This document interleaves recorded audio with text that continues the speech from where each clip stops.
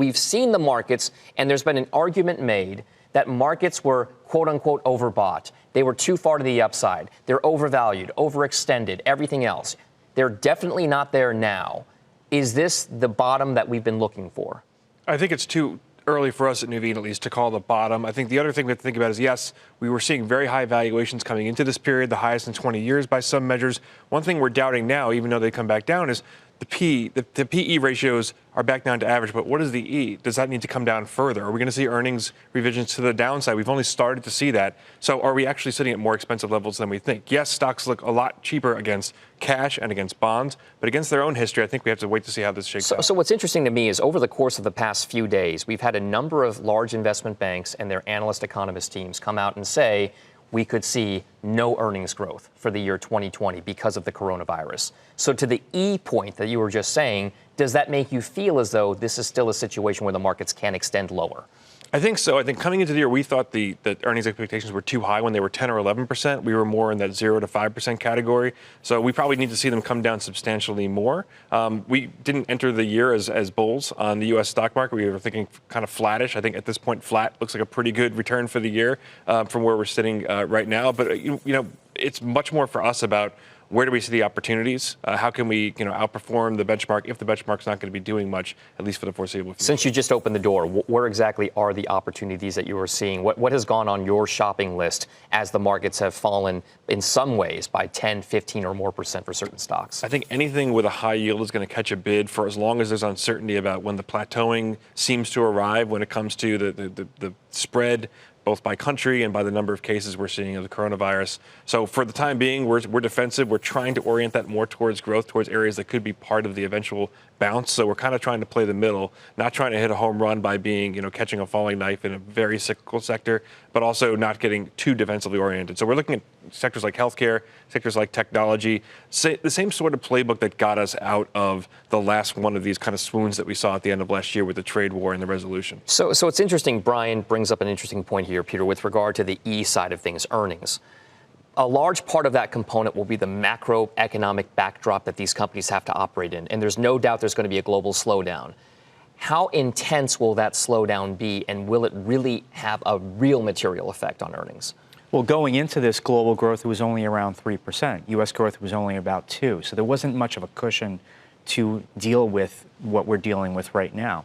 So I think it's obvious that many countries, for sure, will see negative prints in Q1, and the U.S. will probably see a GDP number, possibly with a one handle, and maybe even below, and that carrying over into the second. I think the big question is what kind of recovery do we see in the second half, assuming that we get this somewhat in control in the next couple of months? Now, that obviously remains to be seen. The economic impact for sure is more intense than what the health impact is of this, but you still can't discount human nature. People just get scared. They get in this hysteria.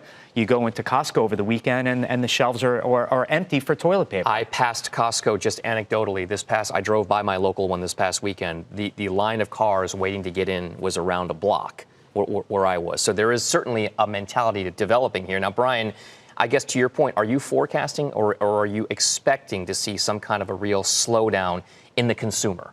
It's been one of the pillars of the global economy, the U.S. consumer specifically.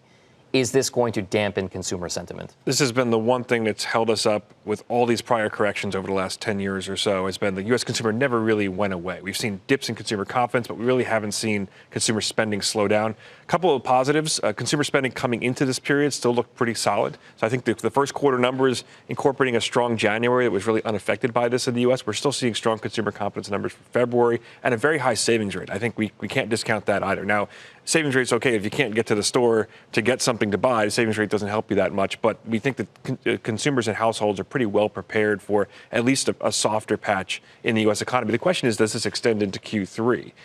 We know Q1 is going to be kind of sliding down towards February and the end of March. Q2 could be potentially the weakest period for the U.S. and the global economy. But do we see a V-shaped recovery or do we see an L-shaped recovery, which means we really are in a demand shock, which makes this different than prior I've seen the V, U, or L scenarios play out for everybody right now. So what exactly is then your playbook? How do you strategize an actual plan for how to tackle the next 3 quarters? First, stay humble, because this is different in that this is a virus. This is not going to dictate consumer behavior the same way that, say, the trade war could, where we get good news, there's going to be a deal. That never really affected consumer spending in the first place. But this is something that, regardless of how low the Fed cuts interest rates or what company earnings look like, this could be a question of, do people just not want to take flights, take vacations? So there could be a sincere demand shock here. The nature of the recovery, I think, is going to depend very much on what happens with the news flow with the virus. So we're optimistic about Q3. It does feel like the equity markets, at least, are looking past this to more of a V-shaped recovery, similar to what we got last year. I think the other markets, fixed income, for sure, are not forecasting a bounce in interest rates anytime soon. Peter, where are you allocating to? I mean, you have a client list and you have a kind of model portfolio. Where do you feel as though the asset allocation goes from here into the next 3 quarters?